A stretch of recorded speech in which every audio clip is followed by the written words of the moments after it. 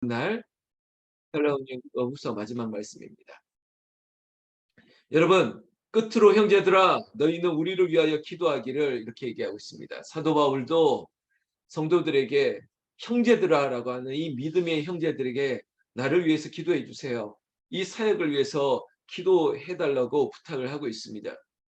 편지를 쓰는 받는 사람 수치인되는 데살로니가 교회 성도들에게 나의 기도를 부탁한다는 것이죠. 여러분 저도 마찬가지입니다. 여러분들에게 기도를 부탁합니다.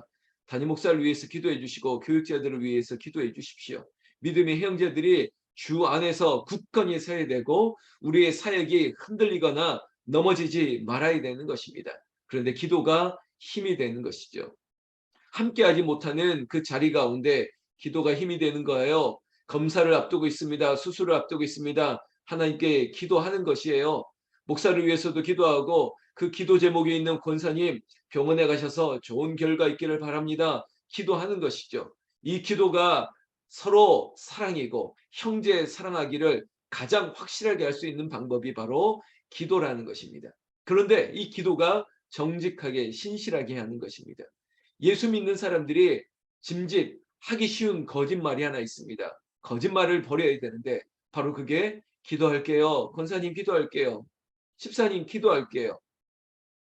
말로 아니라 기도해야 되는 것입니다. 목사도 잊어버릴 때가 있어요. 그럼 누군가 알려주시면 돼요. 그리고 저도 바로 그 마음이 들 때 그 자리에서 기도합니다. 왜? 기도하겠다라고 그 기도를 멈추거나 잊어버리는 죄를 범할까 봐 정직하게 신실하게 하나님 알려주시고 가르쳐 주셔서 기도하기를 멈추지 않도록 기도하는 죄를 쉬는 죄를 범하지 않도록 하나님께 기도하는 것이죠. 여러분 우리 모두가 서로가 기도합니다. 그리고 하나님의 영광이 되기를 원하는 것이죠. 그리고 2절에 또한 우리를 부당하고 악한 사람들에게서 건지시옵소서.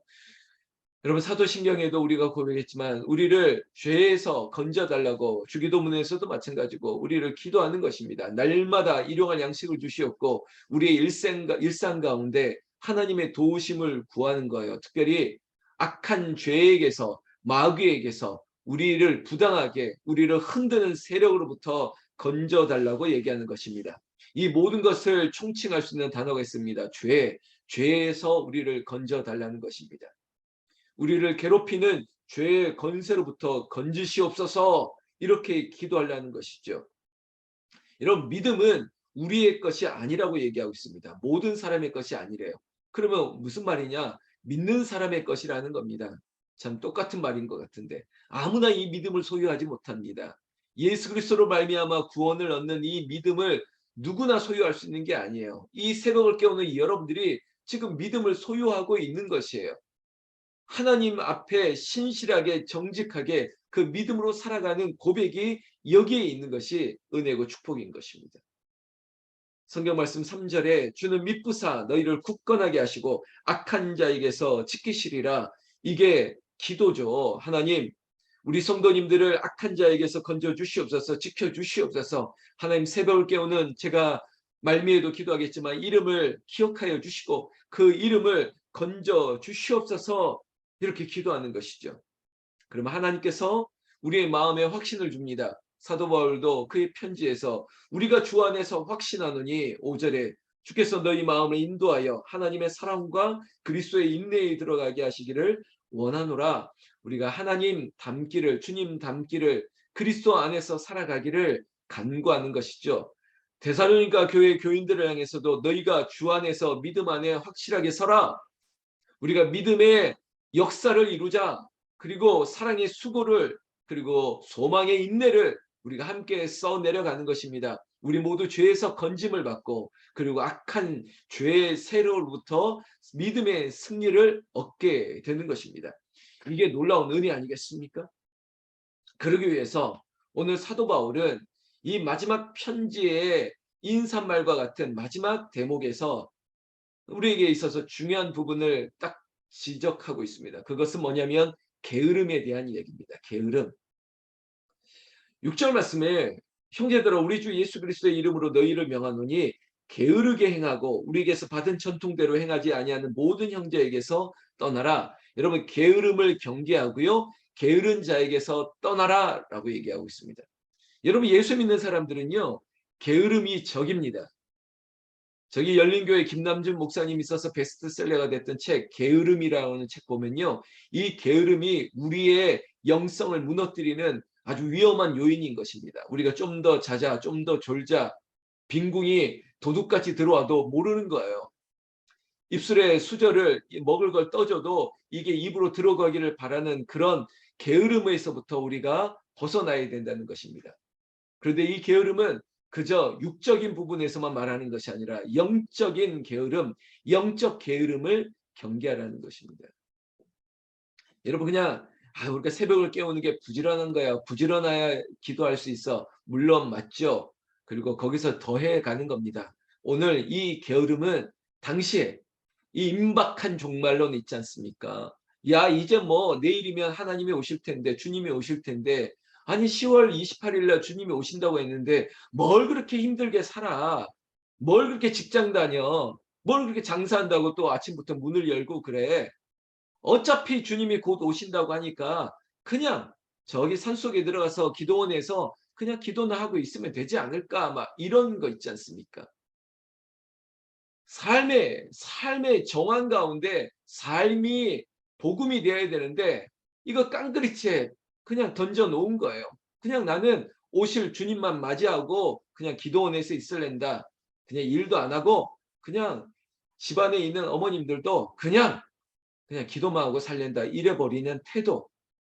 여러분, 임박한 종말론이 가지고 있는 아주 위험한 결과들이 이런 거 아니겠습니까? 또한 우리가 한가위 추석을 앞두고 있는데요. 이제 요즘은 안 그렇고 특히 우리 홍은제일교회 성도들은 그렇지 않을 텐데 예수 믿는다고 하면서 이게 제 표현이 맞는지 모르겠습니다. 가족의 의무를 저버리는 사람들이 참 많습니다. 뭐 형님, 제가 교회 가는 일 때문에 제가 갈 수 없게 됐다고요.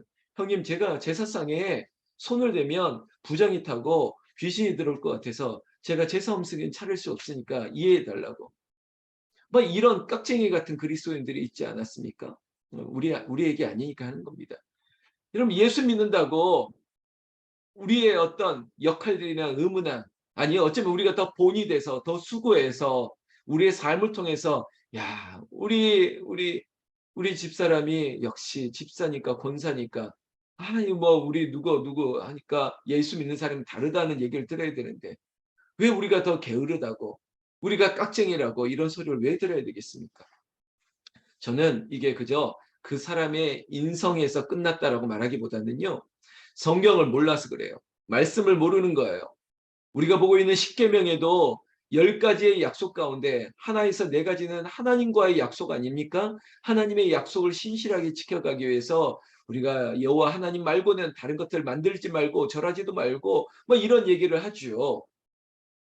그리고 마지막에 안식일을 거룩하게 지키라라고 이 약속을 얘기를 하고 나서 사람과의 수평적인 약속을 얘기할 때 처음이 뭡니까? 내 부모를 공경하라 이거죠. 부모를 공경할 수 하지 않는다는 그리스도인들을 보면 이건 저 사람이 못됐다라고 끝나야 될 문제가 아니라 성경을 모르는 것이고 하나님의 말씀을 거역하는 것이죠. 내 부모를 공경하라. 여러분, 부모님을 공경하니까 형제를 사랑하는 거 당연하지요. 데살로니가 편지에도 거듭거듭 형제들아, 표현이 형제들이지 않습니까? 너희들이 믿음의 형제들이야. 너희 형제들 간에 서로 사랑해야 돼. 이게 성경의 말씀 아닙니까? 서로 사랑해야죠. 금번 추석도 여러분 요양에 계신 어머님, 아버님 대면에서 보는 게 어려운 상황에 있죠. 위중증자의 사망률이 높아지고 하니까 뭐 고육체가 아니겠습니까? 어쩔 수 없는 상황들을 맞이하고 있으니까 어머님 뵙지 못하고 뵙지 못하는 마음들 얼마나 힘들겠습니까? 그럼에도 불구하고 명절만 찾아가는 분들은 안타까울지 모르겠지만 매일매일 매주마다 찾아가고 어머님 살피고 아버님 살피는 그런 믿음의 권사님들이 있으니까 여러분 보면 알지 않습니까? 존경스러운 것이죠. 역시 우리 누나가 우리 언니가 다르다. 우리 동생이 다르다. 이런 게 삶에서 나타나는 거죠. 사랑하는 성도 여러분, 제가 좀 나열시켰지만 오늘 얘기 아시겠죠? 형제들아, 게으름을 경계하라는 것입니다. 게으르게 행하고 우리에게서 받은 전통대로 행하지 아니하는 모든 형제에서 떠나라. 우리에게서 받은 전통이 바로 성경이에요. 진짜 성경 율법을 아는 사람이라면 게으를 수 없다는 것이죠. 7절에 어떻게 우리를 본받아야 할지를 여러분 우리의 삶을 통해서 복음이 전해지는 것이에요. 말로만 가족들 뭐 어떤 경조사의 문제에서는 쏙쏙 빠지다가 어느 날 뭐 예수 믿으라고 하는 그런 우리 식구 누군가 있으면 그게 복음이 전해지겠냐고요. 복음은 말이 아니라고요. 말에 능력이 있는 것이 아니라 복음은 그 자체예요. 내가 복음으로 녹아져 있는 삶을 열심히 살아가다 보면 이게 능력이 되는 것이죠. 성경 7절에 이런 표현을 합니다. 우리가 너희 가운데서 무질서하게 행하지 아니하며 하나님은 질서의 하나님이에요. 하나님은 우리의 삶을 규모 있게 만들어 주셔요.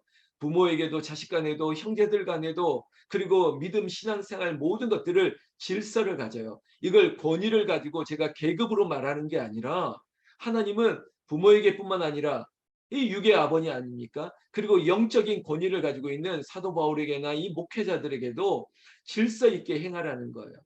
이 질서가 전통이고 이게 하나님의 약속 아닙니까? 그런데 교회에서 이 질서가 깨지면 너무 힘든 일이 일어나는 것이에요. 그럼 마치 가정으로 얘기하면 폐륜이죠. 아버지를 향해서 집을 나가라고 아버지를 쫓아내고 어떤 뭐 요즘 사회면에 보니까 그런 뉴스가 있어서 마음 아팠는데 딸이 엄마가 온통 다 돈을 다 뭐 하여튼 탈탈 털어가지고 이 딸 자식에게 아파트를 하나 사줬는데 이러면 이 딸이 엄마를 나가라고 하는 거예요. 등기를 딱 옮겨 놓으니까 엄마를 아파트에서 쫓아내 버리는 거예요. 이런 사연들 보면 야 이게 인간인지 이게 도대체 여러분 이런 소식 말고도 얼마나 많은 얘기가 있습니까? 그런데 이게 그냥 혈연으로 맺어진 가족에게 부모 자식 간에 뿐만 아니라 여러분 교회가 영적인 가족 아닙니까? 그런데 똑같아요. 집 밖으로 내모는 일들 엄마 나가라고 아버지 나가라고 교회에서도 이렇게 본다면 이것도 폐륜 아닙니까? 아버지를 나가라고 이런 일들이 일어난다면 여러분 지금 데살로니가전서도 후서도 이 편지를 쓰는 사도 바울은요. 옛 기억을 떠올릴 수밖에 없는 거예요. 왜냐? 사도 바울도 데살로니가 교회에서 쫓겨남을 당한 거거든요. 어쩔 수 없이 사도 바울을 반대하는 사람들 때문에 베레아로 그리고 아덴으로 고린도로 피신할 수밖에 없는 뭐 집단 린치 테러를 하는 이런 세력들이 있으니까 어쩔 수 없이 피한 거거든요. 이것도 폐륜 아닙니까? 목사를 영적 아버지를 향해서 질서를 다 무너뜨린 거죠. 쫓아내버리는 겁니다. 이런 일들을 하는 사람을 본받지 말라는 것이고요. 그리고 더 엄히 말하지 않습니까? 그런 사람들과 사귀지 말라고요. 그런 사람들과 사귀지 말아라. 6절에 분명히 얘기했지 않습니까? 전통대로 성경의 약속대로 행하지 않는 모든 형제에게서 떠나라는 것입니다. 우리의 영적인 교제가 여러분 착하고 정직하고 신실하게 믿음 생활하지 않는 사람들과 교제하는 거 경계하셔야 됩니다. 여러분 만나면 늘 불평하고 늘 뭐 불만을 쏟아내는 사람들과는 거리를 두셔야 돼요. 신천지들이 예전에 추수꾼의 뭐 추수꾼 원리 뭐 이런 게 해서 그리고 뭐 바동기기 전략 해가지고 교회에 침투하잖아요. 그리고 침투하면서 마치 귀신처럼 살피잖아요. 누가 어떤 말을 하는지, 누가 어떤 눈빛을, 어떤 행동을 하는지 보지 않습니까? 그러면서 수근수근거리고 늘 뭐 부정되고 뭐 욕하고 막 이런 사람 찾아가서 아유, 당신도 그렇게 생각하니요. 나도 온 지 얼마 안 됐는데 나도 벌써 느껴지는데 막 이러면서 교회를 막 흔들고 그리고 뽑아가고 찾아가고 막 이런 일들이 신천지가 했던 방법 아니겠습니까? 자, 오늘 이야기 영적 게으름입니다. 이 게으름에서 떠나고 그리고 전통과 그리고 질서를 무시하고 제가 예를 들었던 이런 폐륜과 같은 부모를 내몰아내는 이런 세력들에게서 떠나라는 것입니다. 7절의 무질서가 이거였어요. 여러분 정황적으로 얘기하면 교회에서 왜 싸워? 교회에서 어떻게 아버지를 내보낼 수 있어? 이런 것들을 너희가 본받을 수 없는 것이야. 그러면서 여러분 오늘 먹고 마시는 문제가 나오는데 이 먹고 마시는 대표적인 원리는 고린도 교회에서 있었는데 성찬에 있었거든요. 성찬은요 지금처럼 교회에서 제공해 준 떡과 포도주로 이거 나누는 것이 아니었어요. 각자 가져온 것들로 이걸 나누었는데 그 안에는 무슨 일이 있었습니까? 고린도 교회에서도 있었는데 어느 집은 좋은 떡을, 좋은 빵을, 그리고 가장 퀄리티 좋은 포도주를 가져왔는데 어느 집은 그걸 가지고 올 수조차 없는 형편이 있어요. 근데 그게 교회 안에서 빈부의 차이가 생겨버립니다. 그리고 성찬을 먹자 그랬는데 먹지 못하는 사람들이 있습니다. 근데 이걸 그냥 보고 있습니까?